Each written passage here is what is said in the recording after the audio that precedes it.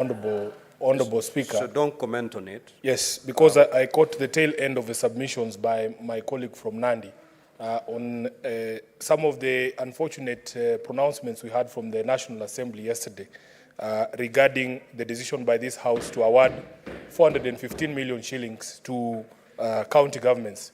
Honorable Speaker, I think there are things that we as a House have to make very clear. Number one, when we ask for more resources to be devolved to county governments, it's not to take away from the CDF or the National Affirmative Action Fund in the National Assembly.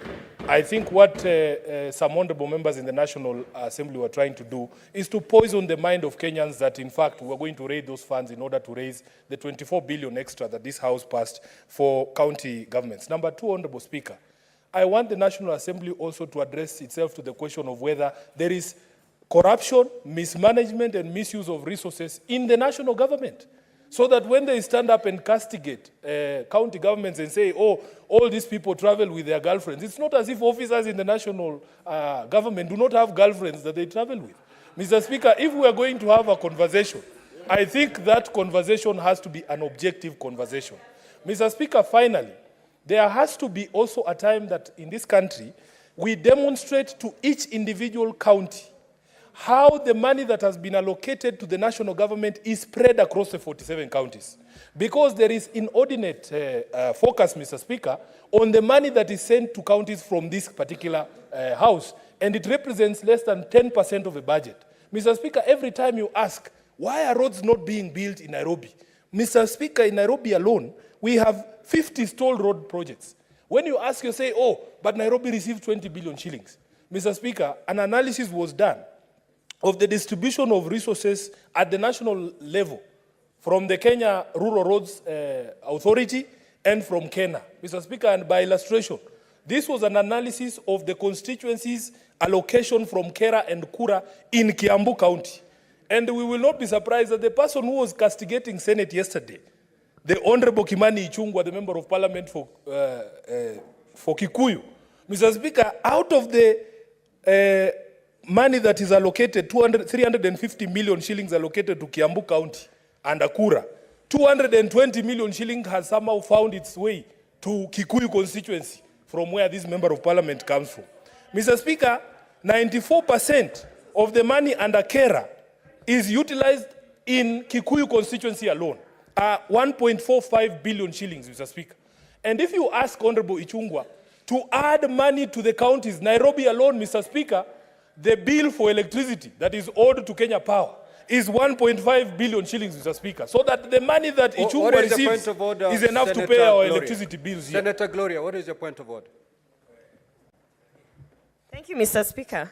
I am aware we are discussing county issues, but Mr. Speaker, we still have to be guided by our standing orders. And they are very clear about discussing any other member of, a member of parliament, either from the Senate, Mr. Speaker, or from here. And imputing improper motive, Mr. Speaker. Mr. Speaker, and I understand, Mr. Speaker, order, allow me. Honorable, order, allow Senator me. Faki, order. Mr. Proceed. Speaker, protect me. I'm just saying, I understand that we are trying to highlight on the issues of devolution, Mr. Speaker. But can the Honorable Senator of Nairobi try and make his point without discussing another member of parliament who is actually not in the House, Mr. Speaker? That is my point of order. Senator Gloria, which standing order has been violated? Mr. Speaker, on, I think it's 98, Mr. Speaker. Mr. Speaker, just allow me, because I know that this is how we are used to sitting me down. There is even content 101, Mr. Speaker, contents of speech. If you go to 101.3, it shall be out of order to use offensive or insulting language, whether in respect of the senators or other. Now, 4, no senator shall impute improper motive to any other senator or to a member of National Assembly, except upon a specific and substantive motion, of which at least 3 days' notice has to be given, calling in question the conduct of that senator or member of parliament. Mr. Speaker, if we want to discuss about the Honorable Member of Parliament, Kimani Ichungwaah, Mr. Speaker, Sifuna should just bring a substantive motion and we can discuss his budget of his constituency and whether he's using eating his money or not. Mr. Speaker, Kimani Ichungwaah is not in the house today, so let Sifuna limit his elaborations and discussions to devolution and whatever is. We're leaving out Kimani Ichungwaah from this situation. Thank you. Order, honorable senators. The Senator for Nairobi, as you make your intervention, kindly adhere to that standing order. Do not impute any improper motive on either your honorable colleague senators or a member of parliament. So kindly proceed as advised. I am well guided, Honorable Speaker, but I was thinking that colleagues in this House would be more defensive of the decisions of this House because yesterday the entire Senate was being discussed, Honorable Speaker. And in fact, Mr. Speaker. Order, honorable senator. Mr. Speaker, this is an extract of an analysis of the road allocations by those two national government entities in Kiambu County as a demonstration. Senator Gloria. Mr. Speaker, you must protect me from people who think that by rising on points of order against me, I'm going to make them famous. Because I see them sharing on social media that Sifuna and so are in an exchange. You will have to find your own fame by the quality of debate you bring to this floor. Mr. Speaker, let me conclude.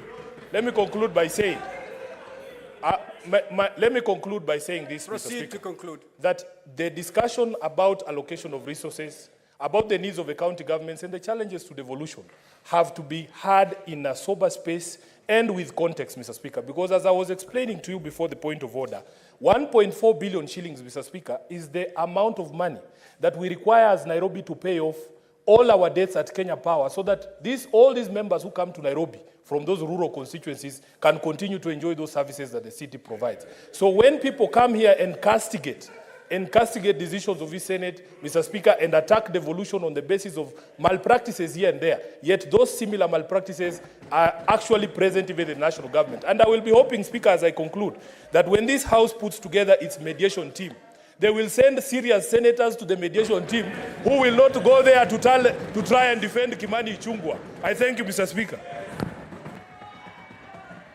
Order, honorable senators. Before I ask the clerk to call the next order, I have this message to pass. Honorable senators, I wish to report to the Senate that I have, pursuant to Standing Order 46,